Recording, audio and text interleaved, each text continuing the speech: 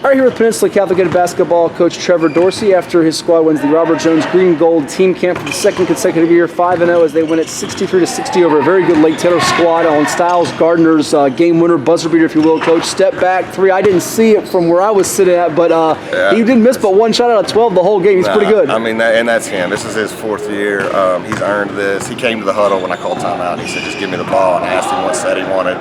We called something, and he's earned my trust from years of kind of doing these things. He wants the big shot, and man, he made a big play, made the game. It feels like I just brought up to him that, you know, he's been known as a scorer and shooter, arguably the best one in this camp as far as shooting the basketball, scoring from the outside, but he's more efficient now in terms of how he's setting up his teammates and just the games coming to him, it feels more easily. If you notice, the efficiency's off the charts because whereas he's always been a great shooter and a scorer, he hasn't always taken great shots. And now he's getting the ball, making the extra pass, setting teammates up, because I don't know how many assists he had, but he probably had 4 or 5 assists too. Right. So, you know, with efficiency comes because you're taking better shots. Better shots means you're taking open shots. And I mean, there's not another guy around here that I want taking a big shot than him. So, I mean, it's a great thing, and it's a great start for us as we move forward. Well, it was a great back and forth battle. Your lead guard, their lead guard number one, Aaron Elliott, who'll be a sophomore, plus their big guy inside, Elijah Washington, who was at load. But I know at halftime you said we got to keep them out of transition, and it felt like two of the guys stepped up for you defensively in particular, Kamari Vincent as well as CJ Holly. They had about 4 or 5 blocks and steals combined between the two. Right, and we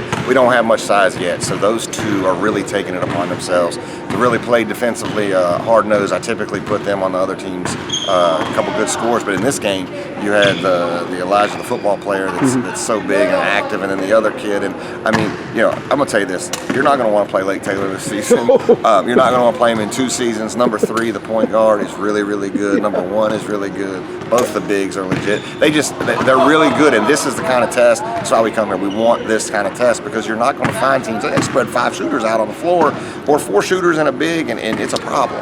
One of the things that stuck out to me at halftime, it was a game where it was just a 3-point lead for them, but both teams had just 3 turnovers. There was a lot of high shot-making quality basketball, not a lot of mistakes on either side. No. I mean, I think we kept the turnovers. I would venture to say we had less than 10, which is our goal during the season. And to do that in June when you haven't been together is fantastic. But we had leadership. I mean, CJ Holly's all-region player at Heritage, so he comes over with experience. Kamari Vincent played kind of backed up Chris Brown last year and had great moments in the postseason, and he's carrying it over. And Stylz Gardner's been, you know, all TCIS guy last year, and he's the vocal leader, and these guys kind of just look to him. And if Stylz' demeanor is even keel and we're still in the game, we're still in the game. And I'm not going to forget, EJ Joyner played his butt off. I was mad at him the first game. The last 2 games, he came out here and really responded and showed leadership kind of wise beyond his years as well. Coach's son at Hampton University head coach Buck Joyner, that's his son there, and he made a big play late, even though his numbers might have had his eye-popping as Stylz, or not really had eye-popping numbers like Stylz. Last one for you, winning this thing second in a row, you got to feel that's a quality thing you built on. I know you're going to Blue Ridge coming up here soon. You got other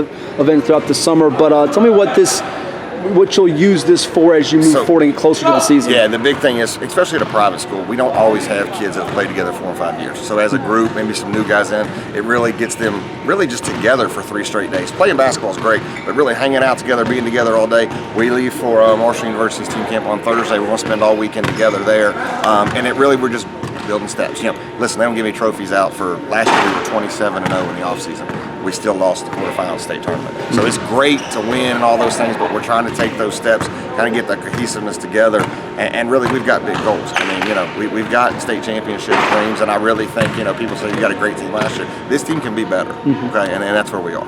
Well, congrats on the win. Enjoy the trip to Huntington. I know it's a long one, and we'll talk soon. I appreciate it. Thanks, Matt.